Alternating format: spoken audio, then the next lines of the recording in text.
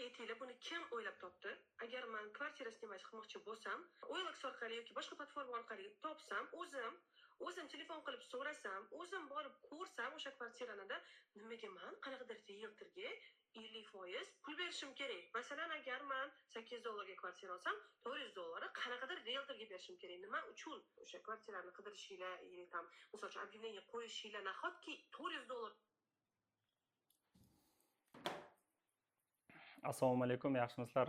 Savollaring yaxshimi? Bu hammani qiynayotgan mavzu, ya'ni xalqni asosiy qiynayotgan mavzulardan biri.